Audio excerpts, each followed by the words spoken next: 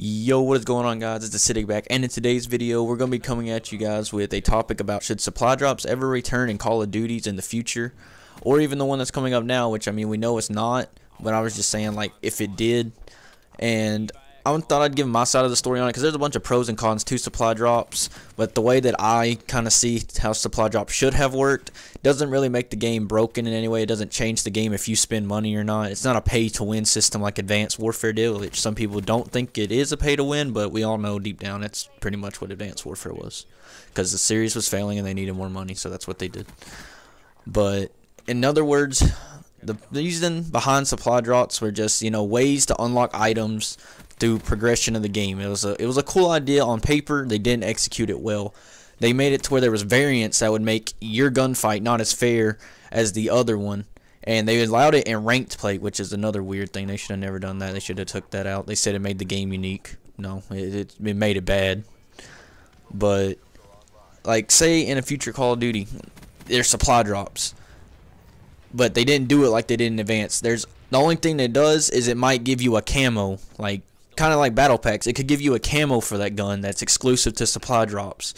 It could give you, let's say, an armor piece looking thing, like a customization piece that's specific to that supply drop, which would be good. It would add variety to what you would see in the game as people's creativity, or just how they would look in game, and you'd be able to express the way that you see a soldier should look like. You could unlock packs and try to create a gear set, or just combine armors to make you look like the best soldier you could be. It would make more fun. It'd make it to where you would want to play just to see if you could get the luck, kind of like CS:GO packs, where you can get a cool looking gun, but the stats don't change. It just makes it look cooler. It gives you something extra to go after, instead of being able to just pay for it and get overpowered guns that make the game die out within 3 months.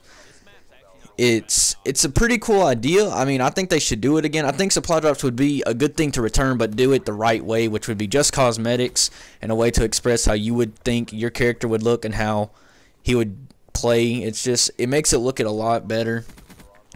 If they ever do variants again, I think that'll ruin another Call of Duty, so I don't think they're ever going to do that one again. But even maybe after what they already did with the supply drops, if anyone heard the name supply drops, they'd just be like, oh no, I'm not getting it. I'm not going through that again. So they might not even bring out supply drops ever again. But if they were to bring them back and they did them as a customization standard like I've previously just told you about, I think it would actually be really good. I think that supply drops as just a cosmetic would be a really good, you know, campaigning marketing thing. It'd be really cool to just play the game, and while you're leveling up and unlocking weapons, you also have the chance to unlock some pretty legendary or rare gears that would just really look really cool, and it'd show how much you actually play the game. But yeah, that's pretty much it. I just want to talk about if supply drop should ever come back in Call of Duty. I think it would be a good idea if they did. Just like I said, just fix it to where it's just cosmetic and it doesn't change any of the stats, because that really did ruin Advance, man. Being able to use a steed or a speakeasy just kind of ruined the flow of the game.